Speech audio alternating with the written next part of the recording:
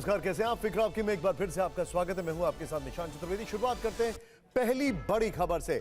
बिहार में एनडीए दलों के बीच सीट बंटवारा फाइनल। चिराग पासवान की पार्टी को 5 सीटें मिलेंगी। चाचा पशुपति पारस को बंटवारे में एक भी सीट नहीं।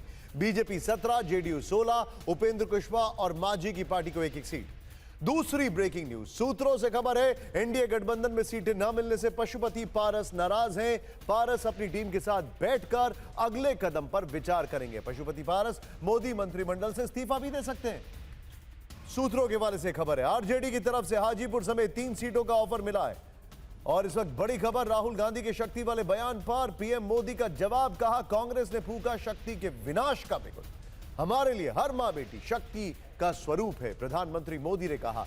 और चुनाव से पहले ईसी का बड़ा एक्शन, बंगाल के डीजीपी को हटाया। विवेक सहाय नए डीजीपी बने। 6 राज्यों के गृह सचिव भी हटाने का आदेश। और चुनावी बॉन्ड पर सुप्रीम कोर्ट का आदेश, 21 मार्च शाम 5 बजे तक एसबीआई सारी जानकारी दे। हलफनामा देकर बताए कि कोई भी डेटा नहीं छूटा है। और बीजेपी सीईसी की अगली मीटिंग से पहले कोर ग्रुप की बैठक।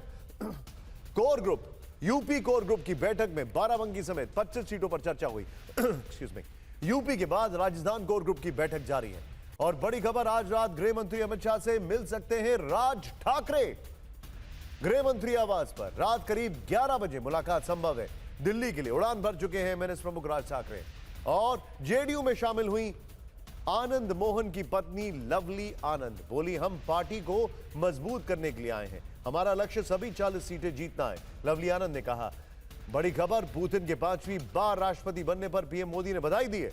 लिखा, रूस का फिर से राष्ट्रपति बनने पर हार्दिक बधाई, साझेदारी मजबूत करने के लिए काम करने को तैयार, प्रधानमंत्री मोदी ने कहा। इन खबरों के साथ अब आपको दिखाते हैं कि आज की 5 बड़ी खबरें कर्टन रेजर में कौन कौन सी हैं जो आपको देखना जरूरी है। पहली बड़ी खबर, पुतिन 5वीं बार रूस के राष्ट्रपति बने। राष्ट्रपति बनते ही उन्होंने तीसरे विश्व युद्ध की धमकी क्यों दी है। दूसरी खबर, राहुल गांधी से ऐसी क्या गलती हुई कि पीएम मोदी को चुनाव में शक्ति मिल गई है। तीसरी खबर, राहुल गांधी की भारत जोड़ो न्याय यात्रा लोकसभा की 89 सीट से गुजरी। इन सीटों पर टीवी 9 का ओपिनियन पोल जरूर देखिएगा। चौथी खबर, यूपी बिहार के बाद अब झारखंड में पेपर लीक हो गई। सीधा सवाल, पेपर लीक माफियाओं के खिलाफ एक देश एक कानून कब आएगा। 5वीं खबर, social media star Elvish Yadav हवालात में। उन्होंने रेव पार्टी में सांपों के जहर पर क्या सच कबूला। फिक्र आपकी में आज सबसे पहली और सबसे बड़ी खबर, आप जरा ध्यान से देखिए। वैश्विक चुनाव, युद्ध वाला तनाव। फिक्र आपकी में आज सबसे पहले खबर चुनावी साल 2024 की। यह साल भारत ही नहीं पूरी दुनिया के लिए चुनाव वाला वर्ष है। सोचिए जरा, एक साथ कई मुल्कों में चुनाव है। दुनिया की 49% आबादी वोट डाल रही है। इंटरेस्टिंग बात क्या है, भारत में जो वोट डाले जाएंगे, ध्यान से सोचिएगा, भारत में वोटर्स की संख्या ऑस्ट्रेलिया, रशिया और अमेरिका की आबादी से ज्यादा है। 2024 में वैश्विक वोटिंग वाली यह तस्वीर जरा हटकर है। टाइम मैगजीन के अनुसार साल 2024 में जनवरी से लेकर दिसंबर तक कुल 64 देशों में मतदान की प्रक्रिया संपन्न होगी। इस दौरान पूरी दुनिया की करीब 49% आबादी अपने मताधिकार का प्रयोग करेगी। इन 64 देशों में सबसे बड़ा लोकतांत्रिक देश भारत भी है।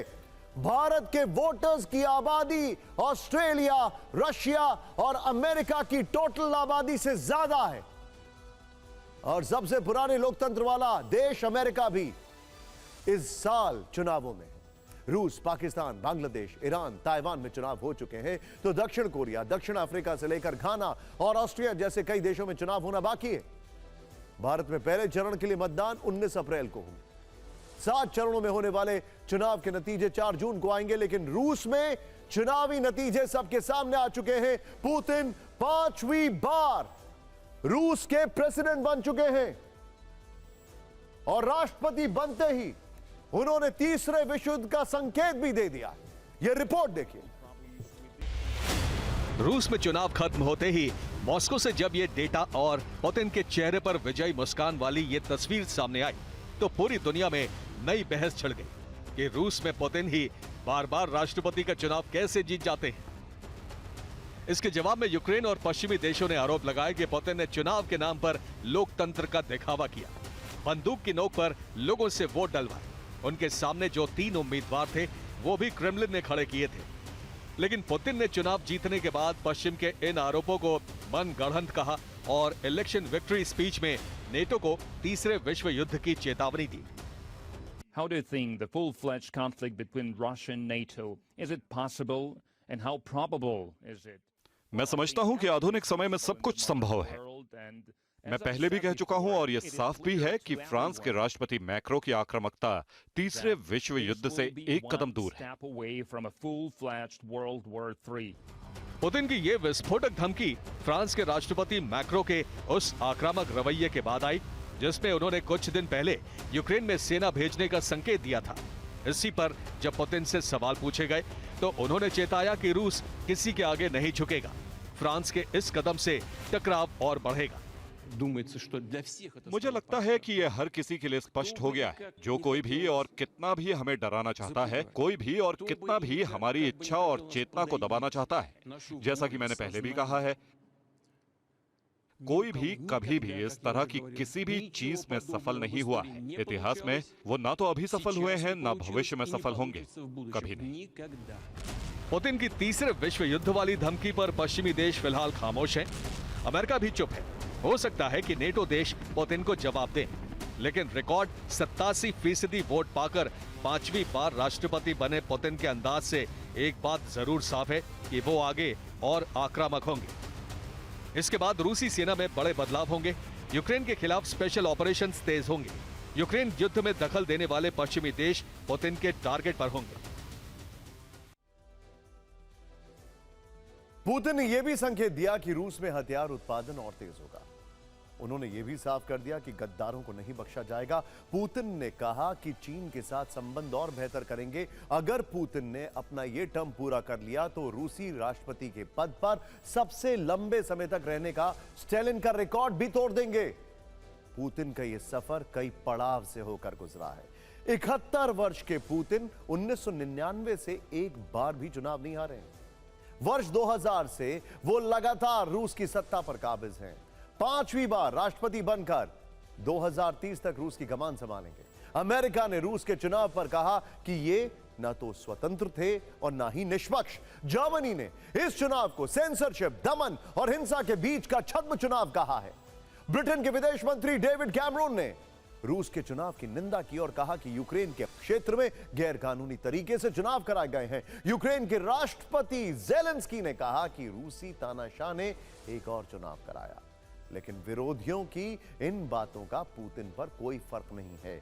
लेकिन पुतिन ने पहली बार विपक्षी नेता नेवेल्नी का नाम लिया और कहा कि उन्होंने पश्चिमी देशों में बंद रूसी कैदियों के बदले नेवेल्नी को विदेश भेजने के विकल्प के बारे में सोच रखा था और शर्त यह थी कि वो वापस रूस नहीं लौटेंगे। लेकिन दुर्भाग्यवश जेल में उनकी मौत हो गई।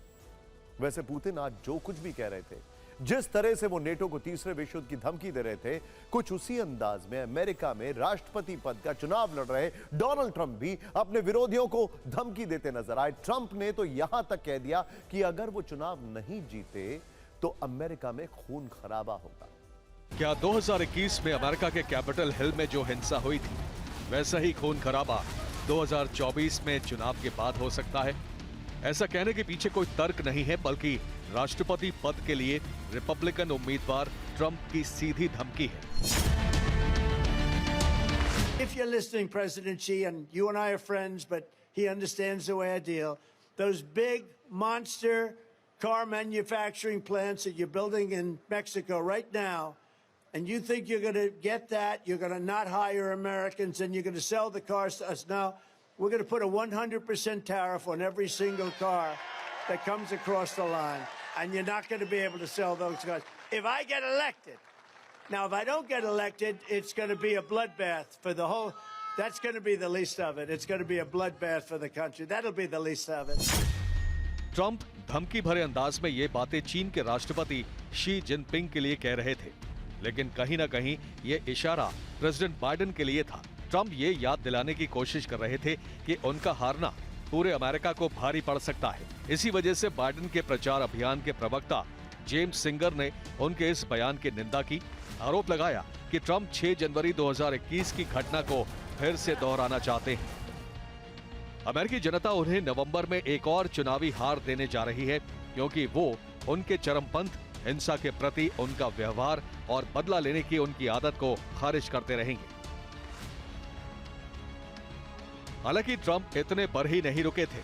ओहायो के डायटन में रैली को संबोधित करते हुए उन्होंने यूक्रेन के राष्ट्रपति जेलेंस्की पर भी भड़ास निकाली थी और उन्हें इतिहास का सबसे बड़ा सेल्समैन कहकर तंज कसा था। We should loan them the money so that if they make it, they're against tremendous odds. But if they make it, they pay us back. Loan them the money. Give it to them as a loan. Let them be a little bit like they have to be a little nice. Loan them the money. Don't just hand them a check for $60 billion. I tell you, Zelensky's one of the greatest salesmen in history. Every time he comes to the country, he walks away with $50 or $60 billion. I've never been able to do that. He's a better salesman. He's a much better salesman than I am. Ukraine युद्ध में अप्रत्यक्ष तौर पर America भी बहुत कुछ गंवा रहा है। अब अमेरिका में चुनाव होने वाले हैं, तो यूक्रेन बड़ा मुद्दा है और ट्रंप इसे ही भुनाने की कोशिश कर रहे हैं। बात चुनावों की हो रही है और भारत में चुनावी कैंपेन टॉप गियर पर है। चुनावी भाषणों का अलग अंदाज देखने को मिल रहा है, लेकिन कुछ नेता अपने ही भाषणों में इस्तेमाल शब्दों के मकड़ जाल में फंस रहे हैं। कांग्रेस की भारत जोड़ो न्याय यात्रा का मुंबई में समापन हुआ। समापन कार्यक्रम में इंडिया गठबंधन में शामिल दलों के नेता शामिल हुए। बड़ी भीड़ उमड़ी, लेकिन जब राहुल गांधी भाषण देने माइक पर आए तो उनके मुंह से एक ऐसी बात निकल गई जिसने बीजेपी और पीएम मोदी को 2024 के चुनाव का एक और हथियार थमा दिया। खुद देखें। छत्रपति शिवाजी महाराज की। हम शक्ति से लड़ रहे हैं। कि उनकी लड़ाई शक्ति के खिलाफ है। मैं इस चुनौती को स्वीकार करता हूं और मैं इन शक्ति स्वरूपा माताओं बहनों की रक्षा के लिए जान की बाजी लगा दूंगा। प्रधानमंत्री मोदी पर हमला करने के लिए राहुल गांधी ने शक्ति शब्द का इस्तेमाल किया, पर बोलने में ऐसा हेर फेर हुआ कि बीजेपी ने उनके शब्द पकड़ लिए। हिंदू धर्म में शक्ति शब्द होता है। हम शक्ति से लड़ रहे हैं। राजा की आत्मा ईवीएम में है। सही है, हिंदुस्तान की हर संस्था में है, ईडी में है, सीबीआई में है, इनकम टैक्स डिपार्टमेंट में है। राहुल गांधी ने इंडिया गठबंधन की रैली में कहा, हिंदू धर्म में शक्ति शब्द होता है, हम एक शक्ति से लड़ रहे हैं। कांग्रेस नेता के मुंह से ये शब्द रविवार रात करीब 8 बजे निकले और आज सुबह करीब 11:30 बजे प्रधानमंत्री मोदी ने तेलंगाना के जगतियाल में शक्ति शब्द को अपना हथियार बना दिया। उन्होंने कहा है कि उनकी लड़ाई शक्ति के खिलाफ है। मेरे लिए हर मां शक्ति का रूप है। हिंदू धर्म में मां दुर्गा को शक्ति के रूप में पूजा जाता है। प्रधानमंत्री मोदी ने शक्ति को भारत माता से जोड़ा, शक्ति को माता बहनों से जोड़कर देश की आधी आबादी को बड़ा संदेश दे दिया। भारत मां का पुजारी हूं मैं। आप शक्ति स्वरूपा सब माता बहन बेटियों का भी पुजारी हूं। राहुल गांधी ने पीएम मोदी की तरफ शक्ति बाण छोड़ा था, लेकिन पलटवार में माहिर पीएम मोदी ने उन्हें शब्द जाल में फंसा दिया। जिन्होंने कल शिवाजी पार्क में इंडिया अलायंस ने अपना घोषणा पत्र शक्ति को खत्म करने के लिए किया है, मैं इस चुनौती को स्वीकार करता हूं और मैं इन शक्ति स्वरूपा माताओं बहनों की रक्षा के लिए जान की बाजी लगा दूंगा। राहुल गांधी ने मुंबई में 33 मिनट लंबा भाषण दिया, पर आज पूरे दिन उनकी स्पीच का एक शब्द शक्ति ट्रेंड करता रहा। प्रधानमंत्री मोदी तेलंगाना के जगतियाल के बाद कर्नाटक के शिवमोगा गए। वहां भी उन्होंने शक्ति का नाम लेकर कांग्रेस पर पैने प्रहार किए। प्रधानमंत्री के तीखे हमले के बाद राहुल गांधी ने पलटवार किया। उन्होंने सोशल मीडिया प्लेटफॉर्म एक्स पर लंबी पोस्ट में लिखा कि मोदी जी को मेरी बातें अच्छी नहीं लगती, किसी न किसी तरह उन्हें घुमाकर वो उनका अर्थ बदलने की कोशिश करते हैं। जिस शक्ति का मैंने उल्लेख किया, जिस शक्ति से हम लड़ रहे हैं, उस शक्ति का मुखौटा मोदी जी हैं। वैसे लड़ाई सत्ता की शक्ति हासिल करने की है, लेकिन कांग्रेस शक्ति के शब्द जाल में बुरी तरह उलझ गई है। प्रधानमंत्री मोदी ने राहुल गांधी के शब्द को ऐसे पकड़ा कि अब कांग्रेस नेताओं के लिए इसे समझाना मुश्किल हो गया। कांग्रेस अध्यक्ष मल्लिकार्जुन खड़गे ने कहा, पीएम मोदी के पास आरएसएस और मनुवाद की शक्ति है। कांग्रेस प्रवक्ता पवन खेड़ा कह रहे हैं कि राहुल गांधी असुरी शक्ति से लड़ने की बात कर रहे हैं और ये चुनाव दैवीय शक्ति और असुरी शक्ति के बीच। कांग्रेस प्रवक्ता आलोक शर्मा कह रहे हैं कि राहुल गांधी नकारात्मक शक्ति से लड़ने की बात कर रहे हैं। बीजेपी नेता राहुल गांधी और पीएम मोदी की टिप्पणियों को जोड़कर पोस्टर तैयार कर रहे हैं। ऐसे कई पोस्टरों के जरिए बीजेपी राहुल गांधी और कांग्रेस को हिंदू विरोधी, सनातन विरोधी साबित करने में जुट गई है। आज इस पर कैसे दिन भर सियासत हुई, खुद देखिए।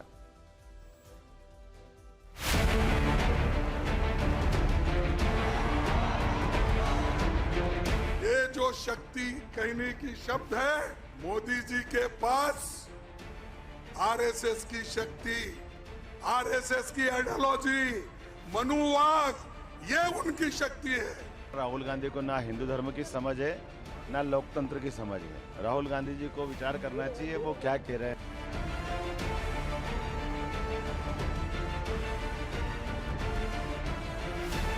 सनातन का आवा सादा नहीं जानते हैं राहुल गांधी। सनातन की ताकत को दुनिया स्वीकार कर रही है। पूरी की पूरी भाजपा अनाप शनाप अनर्गल बातें कर रही है। जब से राहुल गांधी ने आसुरी शक्ति के खिलाफ खुलकर हमला बोला, यह चुनाव आसुरी शक्ति और दैवी शक्ति के बीच का चुनाव है।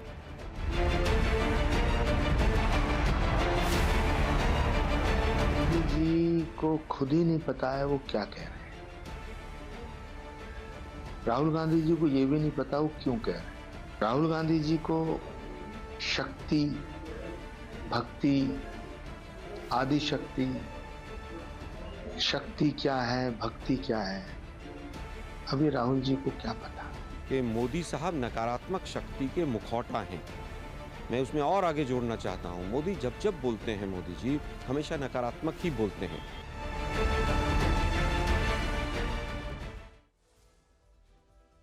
शक्ति की लड़ाई में रोचक बात यह है कि राहुल गांधी ने जब शक्ति शब्द कहकर पीएम मोदी पर हमला किया, तभी कांग्रेस अध्यक्ष मल्लिकार्जुन खड़गे को इस बात का अंदाजा हो गया था कि राहुल गांधी के शब्द मुद्दा बन जाएंगे। इसीलिए जब वो बोलने के लिए मंच पर आए, उन्होंने राहुल गांधी के शक्ति शब्द का अर्थ समझाने की कोशिश की।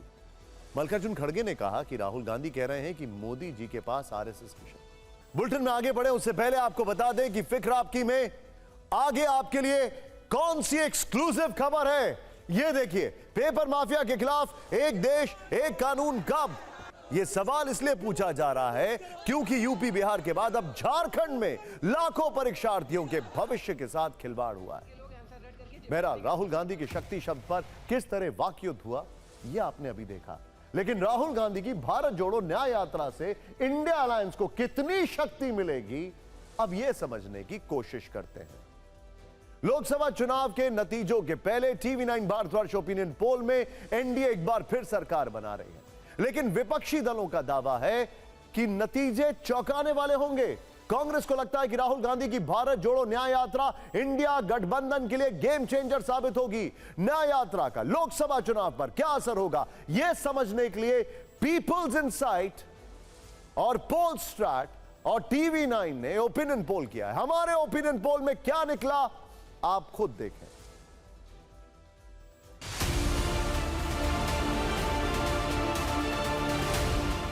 राहुल गांधी की भारत जोड़ो न्याय यात्रा की शुरुआत 14 जनवरी को मणिपुर से हुई। पहले हफ्ते न्याय यात्रा मणिपुर, नागालैंड, अरुणाचल प्रदेश और मेघालय की 5 लोकसभा से होकर निकली। हमारे ओपिनियन पोल के मुताबिक पूर्वोत्तर के 4 राज्यों की 5 सीटों पर एनडीए को 2 सीटें मिल सकती हैं, जबकि इंडिया गठबंधन को 2 सीटें मिलने का अनुमान है। 1 सीट अन्य के खाते में जा सकती है। न्याय यात्रा असम में 8 दिन चली। इस दौरान राहुल 6 लोकसभा सीटों से गुजरे। असम की इन 6 सीटों में बीजेपी को 4 सीटें मिलने का अनुमान है, जबकि कांग्रेस को सिर्फ 2 सीटें मिल सकती हैं। नॉर्थ ईस्ट के बाद न्याय यात्रा का प्रवेश पश्चिम बंगाल में हुआ। 5 दिन की यात्रा में राहुल गांधी ने बंगाल के 7 जिलों की 9 लोकसभा सीटों को कवर किया। ओपिनियन पोल के मुताबिक बंगाल की इन 9 सीटों में से बीजेपी 6 पर जीत सकती है, जबकि टीएमसी को 3 सीटें मिलने का अनुमान है। कांग्रेस को एक भी सीट नहीं मिल रही। न्याय यात्रा का काफिला झारखंड के 9 लोकसभा क्षेत्रों से गुजरा। पीपल्स इनसाइट, पॉल स्ट्रीट और टीवी 9 के ओपिनियन पोल के मुताबिक इन 9 सीटों में बीजेपी को 8 सीटें मिलने का अनुमान है। कांग्रेस गठबंधन को सिर्फ 1 सीट मिल सकती है। छत्तीसगढ़ में न्याय यात्रा 7 जिलों की 4 लोकसभा सीटों से होकर गुजरी। हमारे ओपिनियन पोल के मुताबिक ये चारों सीटें बीजेपी को मिल सकती है, यानी छत्तीसगढ़ में कांग्रेस को न्याय यात्रा का फायदा होता नहीं दिख रहा। न्याय यात्रा ने यूपी में 20 जिलों की 26 लोकसभा सीटों को कवर किया। हमारे ओपिनियन पोल के मुताबिक इनमें से बीजेपी को 25 सीटों पर जीत मिल रही है, जबकि इंडिया अलायंस को सिर्फ 1 सीट मिल रही है। बिहार में न्याय यात्रा ने 5 लोकसभा सीटें कवर की। ओपिनियन पोल के मुताबिक इनमें से 3 सीटें एनडीए और 2 सीटें इंडिया गठबंधन को मिलने का अनुमान है। न्याय यात्रा के आखिरी चरण में राहुल गांधी का काफिला महाराष्ट्र के 6 जिलों की 7 लोकसभा सीटों से गुजरा। हमारे ओपिनियन पोल के मुताबिक इन 7 सीटों में बीजेपी को 3 पर जीत मिल सकती है, जबकि शिवसेना शिंदे और एनसीपी अजीत पवार खेमे को भी 3 सीटों पर जीत मिल सकती है। इंडिया गठबंधन को सिर्फ 1 सीट मिलने के आसार है। ओपिनियन पोल के नतीजे बता रहे हैं कि महाराष्ट्र में न्याय यात्रा का ज्यादा असर नहीं दिख रहा है।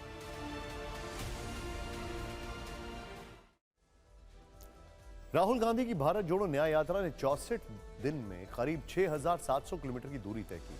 पीपल्स इनसाइट, पोल स्ट्रैट और टीवी 9 के ओपिनियन पोल में हमने यह जानने की कोशिश की कि क्या न्याय यात्रा के रूट में आने वाली 89 सीटों पर नतीजे रह सकते हैं।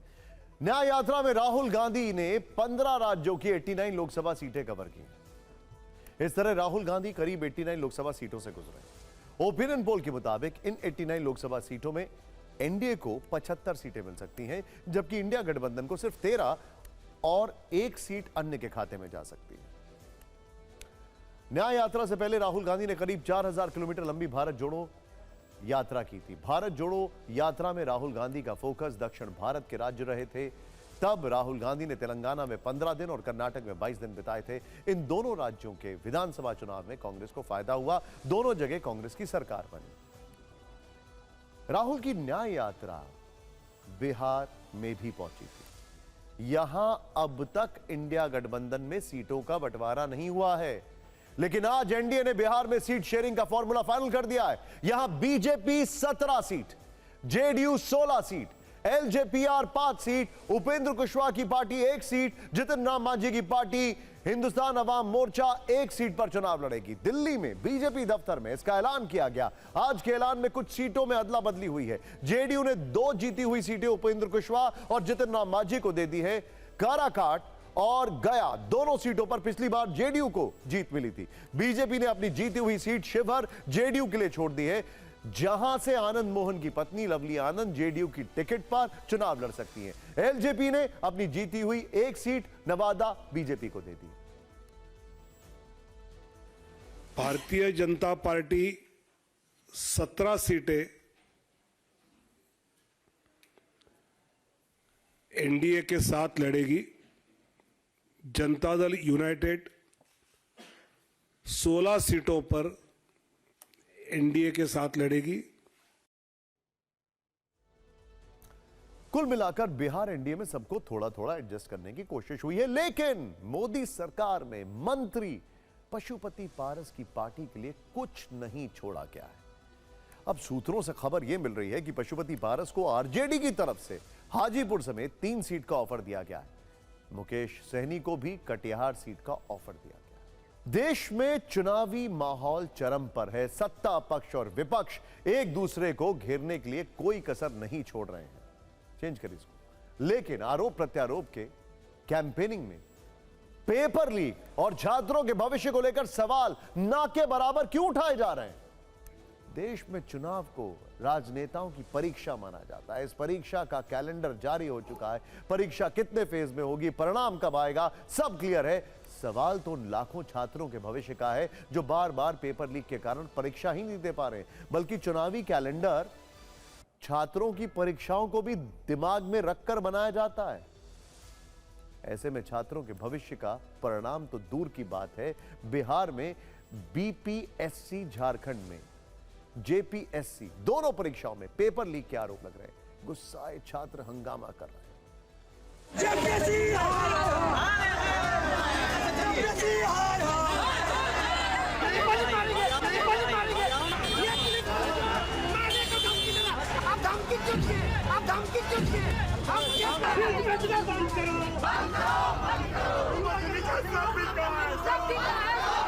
हम बाहर में बैठ करके लोग आंसर रेड करके जेपीएससी का आंसर शीट भर रहे हैं। अरे भाई मुंह काहे छुपा रहे हो, कोई दिक्कत नहीं है। ये रहा जेपीएससी का आंसर शीट। क्या चल रहा है जेपीएससी का एग्जाम आपके यहाँ?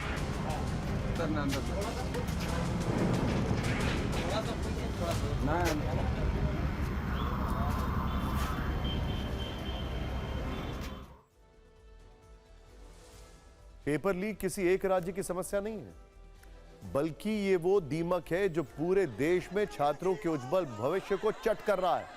हम उन लाखों छात्रों की फिक्र है, इसीलिए हम ये सवाल पूछ रहे हैं। पेपर लीक पर एक देश एक कानून क्यों नहीं हो सकता? पेपर लीक का ताजा मामला झारखंड से आया है, जहां 342 पदों के लिए हुई जेपीएससी सिविल सेवा परीक्षा में पेपर लीक का आरोप लगा। इसके बाद धनबाद में छात्रों ने जमकर हंगामा किया। झारखंड में ही जामताड़ा से पेपर लीक के कुछ वीडियोस भी वायरल हो रहे हैं। वीडियो में छात्र खुलेआम मोबाइल की मदद से परीक्षा दे रहे हैं। पहले आप पेपर लीक का ये पूरा वायरल वीडियो देखें। जेपीएससी का आंसर शीट भरा जा रहा है। देखिए खुलेआम बाहर में बैठ करके लोग आंसर रेड करके जेपीएससी का आंसर शीट भर रहे हैं। अरे भाई मुंह काहे छुपा रहे हो, कोई दिक्कत नहीं है, सबके पास है। देखिए ये रहा जेपीएससी का आंसर शीट। क्या चल रहा है जेपीएससी का एग्जाम आपके यहाँ पे जामताड़ा में? ये देखो जामताड़ा एग्जाम सेंटर, सब कोई बैठ करके एकदम आराम से मिजाज में जेपीएससी का क्वेश्चन आंसर दे रहे हैं। देखो एमआर शीट भरा जा रहा है और वीडियो बनाने पर सब कोई भाग रहा है। Very good. अब बताओ ऐसे में हम भी एग्जाम दे दें? आप लोग के साथ फेयर होगा? ये सबका क्वेश्चन जो है पेपर सरकार लेने के लिए तैयार है। अब लोग को बोला गया है कि आप लोग एमआर शीट भर करके बस हमको जमा कर दीजिए, आप लोग का अटेंडेंस हम बना देंगे। ये चुनावी माहौल है। इलेक्शन कमीशन ने क्या कहा था कि इस देश में लगभग 21 करोड़ वोटर हैं 18 साल से 29 साल के बीच में। उस देश के भविष्य के लिए ये तस्वीरें बड़ी खतरनाक है। जामताड़ा में पेपर लीक और नकल के वीडियो वायरल हुए तो छात्रों ने हंगामा किया। धनबाद के सेंटर में भी पेपर लीक के आरोप लगे।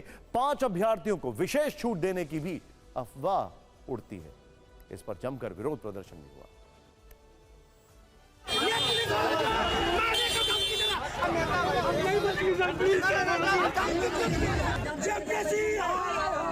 झारखंड कर्मचारी चयन आयोग जेपीएससी की 11वीं परीक्षा के लिए 65 सेंटर बनाए गए थे। राज्य में जगह जगह परीक्षा में पेपर लीक के आरोप लगे। अभ्यर्थियों ने जमकर हंगामा किया।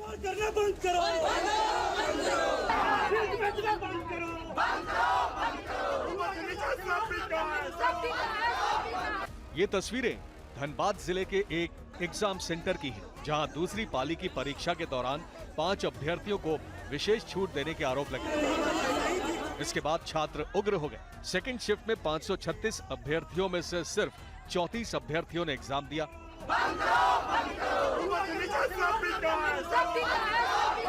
अभ्यर्थियों ने स्कूल प्रबंधन पर गंभीर सवाल उठाए। सेंटर के बाहर नारेबाजी की। शिक्षा के साथ खिलवाड़ करना बंद करो।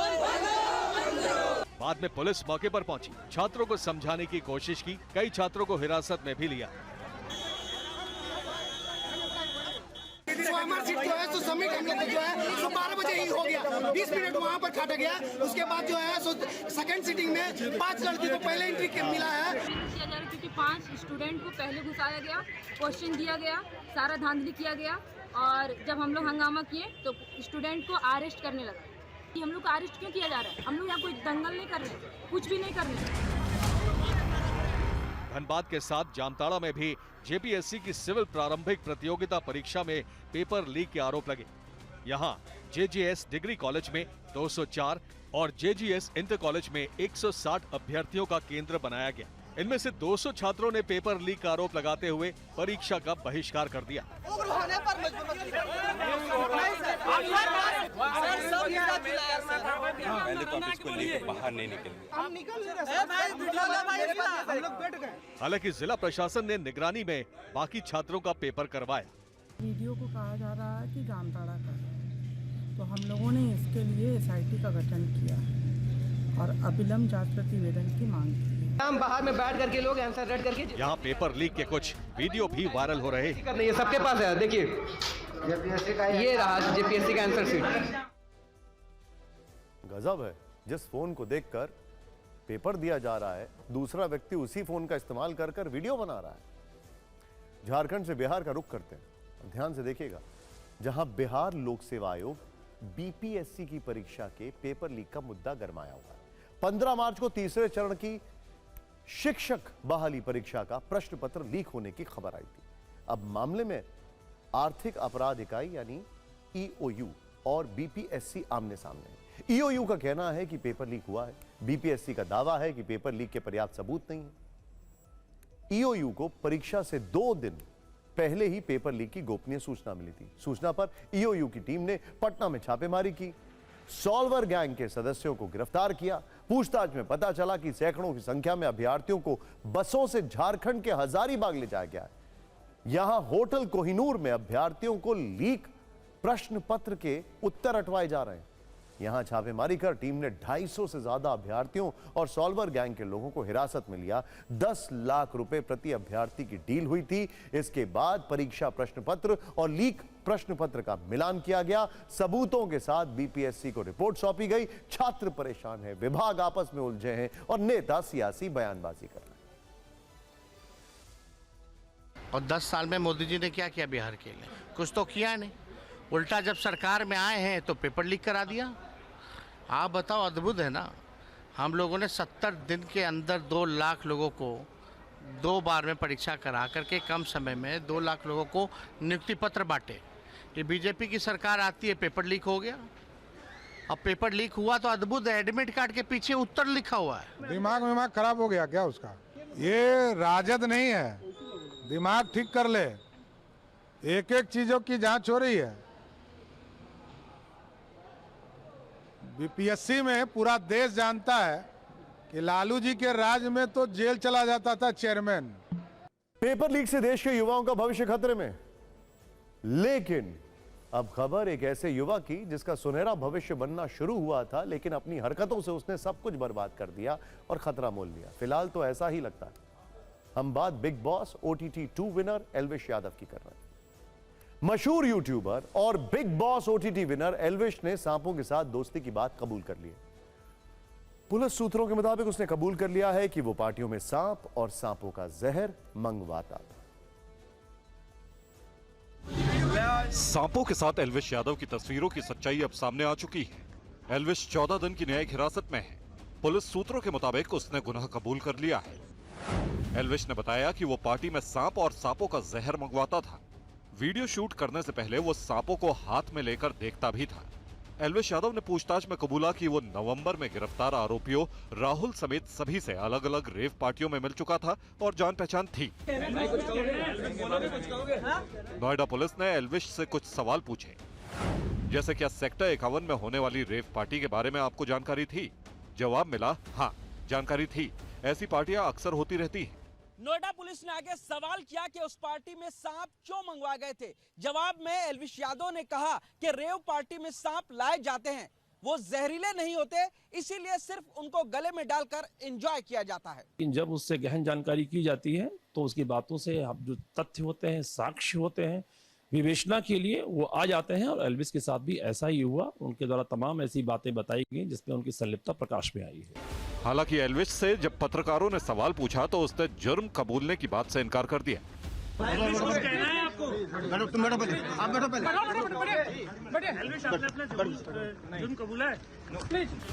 फिलहाल एल्विश को जेल के आइसोलेशन वार्ड में रखा गया है। सूत्रों के मुताबिक गिरफ्तारी से पहले हंस रहा एल्विश अब जेल में परेशान है।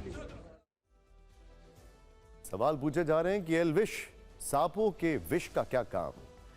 एल्विश से सवालों की सूची काफी लंबी हो चुकी है। ध्यान से देखिएगा। यहां पर नोएडा पुलिस ने पूछा कि पार्टी के लिए सांपों का इंतजाम किसने किया था। एल्विश यादव ने जवाब दिया कि राहुल ने मुझे बोला था, मैंने सिर्फ उसको सपेरों से कनेक्ट करवा दिया था, बाकी उनकी आपस में क्या बात हुई मुझे नहीं पता। इसके बाद पुलिस ने सांपों से जुड़ा एक और सवाल पूछा। सवाल यह है कि सांपों के अलावा जो 20 ml सांपों का जहर मिला है उसका पार्टी में क्या करते थे।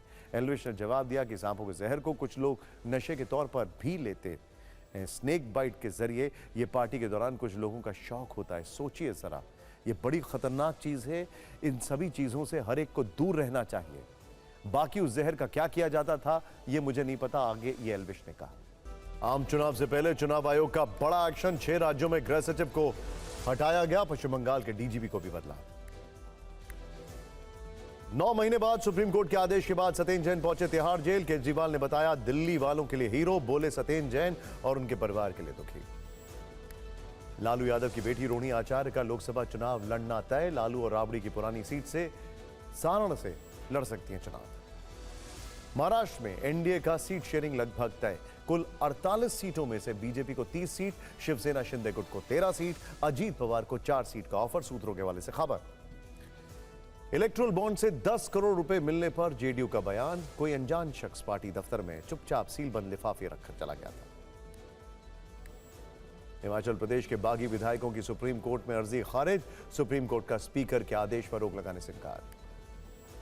बिहार में एनडीए गठबंधन में सीट न मिलने से पशुपति कुमार पारस नाराज और दुखी। मोदी मंत्रिमंडल से भी दे सकते हैं इस्तीफा, सूत्रों के हवाले से खबर। इलेक्ट्रल बॉन्ड विवाद पर मायावती का बयान। बीएसपी कभी धन्ना सेठों से चंदा नहीं लेती, सुप्रीम कोर्ट के फैसले का स्वागत किया। डूंगरपुर मामले में आजम खान को एमपी एमएलए कोर्ट ने सुनाई 7 साल की सजा, बाकी दोषियों को 5 साल की कैद। और आगे देखिए हिंद की शौर्य गाथा, डूबा शी का समुद्री किला, द पीएम फैक्टर।